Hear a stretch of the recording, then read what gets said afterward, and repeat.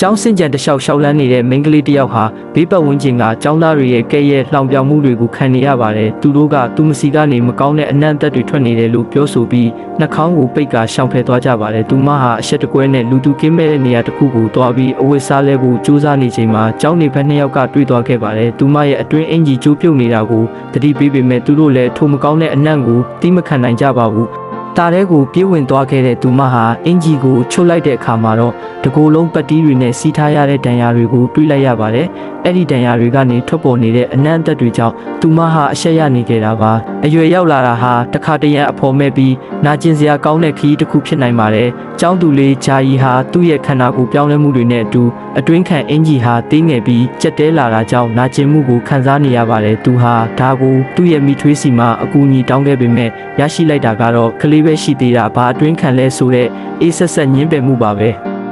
ကျောင်းမှာလည်းသူမဟာဒီလိုအဆင်မပြေမှုတွေကြောင့်ကျောင်းချိန်တွေမှာအိမ်သားထဲမှာပဲပုံအောင်နေကြရပြီးဆရာမကလည်းသူမစီကအနံ့ဆိုးထွက်နေတယ်လို့ဖခင်ဖြစ်သူကိုတိုင်ကြားခဲ့ပါတယ်။ဖခင်ဖြစ်သူကလည်းအမှန်တရားကိုမစုံစမ်းပဲဒေါသထွက်နေခဲ့ပါတယ်။မိထွေးဖြစ်သူဟာ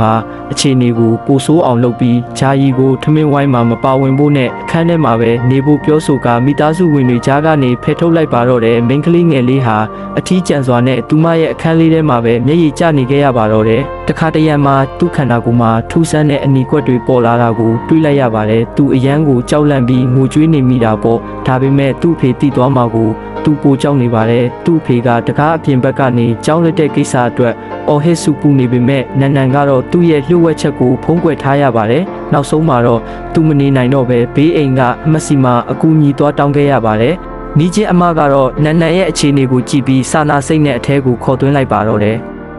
အမဖြစ်သူရဲ့လက်လွတ်နဲ့အလုပ်ပြီးဆုံးသွားချိန်မှာညီမလေးရဲ့မျက်နှာကမကောင်းတာကိုသတိထားမိလိုက်ပါတယ်။ညီမလေးဟာတခုခုကိုစိုးရိမ်နေပြီးသူ့ရဲ့လက်မောင်းနဲ့ဘိုက်ပေါ်ကအနီဆက်တွေကိုအမကိုပြလိုက်ပါတယ်။အမ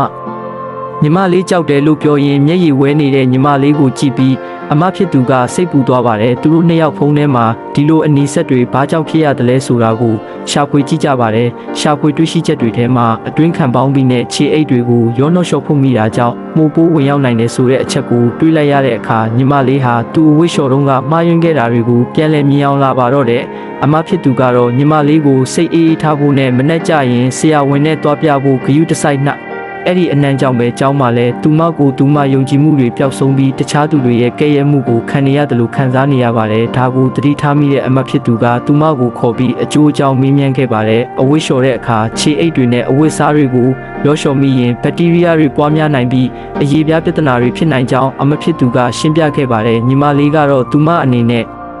တီးတန့်ခွဲလျှော်ပေမဲ့ပိုးသက်ဆေးမသုံးဆွဲမိကြောင်းပြန်လည်ပြောပြခဲ့ပါတယ်။အမဖြစ်သူကသူမရဲ့စိုးရိမ်ပူပန်မှုတွေကိုနားလည်ပေးပြီးဓာတ်တော်ပိုးသက်ဆေးတပလင်းကိုလက်ဆောင်ပေးခဲ့ပါတယ်။ပထမတော့အာနာလိုညှင်းဆန်ပေမဲ့အမဖြစ်သူရဲ့ရင်းနှီးတဲ့မေတ္တာကြောင့်ပဲကျေးဇူးတင်စွာနဲ့လက်ခံခဲ့ပါတော့တယ်။ကိုဂယုစိုက်ဖို့မေတ္တာနဲ့အကြံပေးနေတာကိုတွေ့ရပါတယ်။ဒါပေမဲ့မိန်းကလေးငယ်အိမ်ပြန်ရောက်တဲ့အခါမှာတော့သူမကိုနှွေးထွေးတဲ့ကြိုးဆိုမှုအစားဖခင်ဖြစ်သူရဲ့ပြင်းထန်တဲ့စူပူကြေးမောင်းမှုတွေကသာစောင့်ကြိုနေခဲ့ပါတယ်။ဖခင်ဖြစ်သူကသူမကိုမဖွယ်မရအမျိုးသမီးတစ်ယောက်စီတွားရောက်လည်ပတ်တာကိုကျောင်းကိုနာကျင်ပွဲပြောဆိုခဲ့ပါတယ်။မိန်းကလေးငယ်ဟာဘာမှပြန်မပြောနိုင်ပဲမျက်ရည်ဝဲကတိတ်တဆိတ်သာခံစားနေခဲ့ရပါတယ်။နောက်ဆုံးမှာတော့သူမဟာဖခင်ဖြစ်သူရဲ့ပြောဆိုမှုတွေကြောင့်စိတ်နာကျင်နေပေမဲ့သူမရဲ့ညစ်ပတ်နေတဲ့အဝတ်စားတွေကိုရှော့ဆက်ထဲထည့်ပြီးပိုးသက်ဆေးရည်တွေနဲ့အတူစင်ကြယ်အောင်ရှော့ဖို့ပြင်ဆင်လိုက်ပါတော့တယ်။မိသားစုတစ်ခုအတွင်းကတိတ်ဆိတ်ပေမဲ့တင်းမာနေတဲ့လေထုသမီးငယ်လေးကသူ့ခန္ဓာကိုယ်ပေါ်ကအဖူးပိတ်တွေကိုဖခင်ကိုပြသရင်းသူခံစားနေရတဲ့နာကျင်မှုတွေကိုဖွင့်ဟလိုက်ပါတယ်။အိမ်သူအန်ဒီနဲ့စကားများရကနေတင်းမာမှုတွေကအ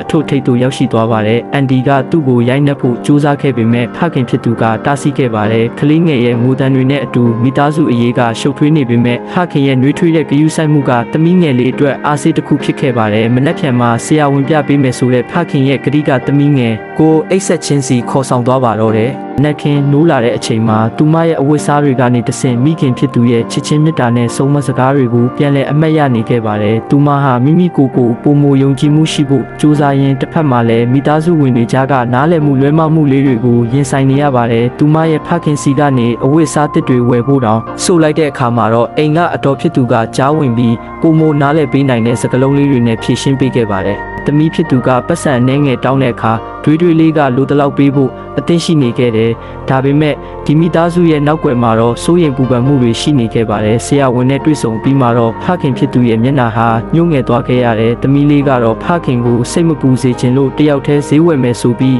အိမ်ကိုအရင်ပြန်ခိုင်းခဲ့ပါတယ်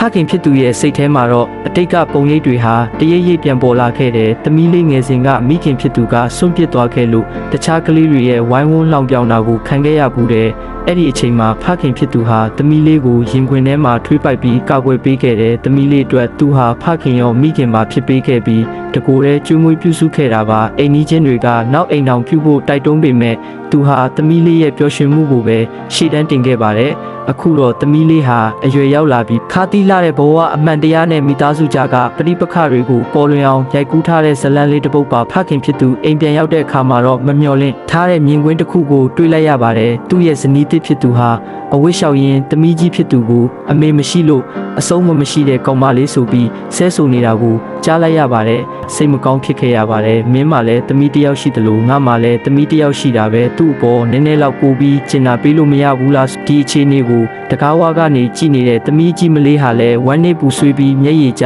နေခဲ့ရပါတယ်ဒါပေမဲ့ဖခင်ဖြစ်သူကတော့သူ့သမီးလေးပေါ်ထားတဲ့မေတ္တာကိုလက်တွေ့လုပ်ရက်တွေနဲ့တက်တည်ပြခဲ့ပါတယ်သမီးလေးအတွက်အဝတ်စားတွေခောက်ပေးတာခန်းကိုတန်ရှင်းရေးလုပ်ပေးတာတွေနဲ့နှွေးထွေးမှုပေးခဲ့ပါတယ်နောက်ဆုံးမှာတော့သမီးလေးကိုယ်တိုင်ချက်ပြုတ်ထားတဲ့မနက်စာကိုဖခင်နဲ့သမီးနှစ်ယောက်သားပျော်ပျော်ရွှင်ရွှင်စားတော့ရင်ဘဝရဲ့ရိုးရှင်းတဲ့ပျော်ရွှင်မှုတွေကိုပြန်လည်ရှာဖွေတွေ့ရှိခဲ့ကြပါတယ်不错呀。我们的距离会拉开，有时相处很难。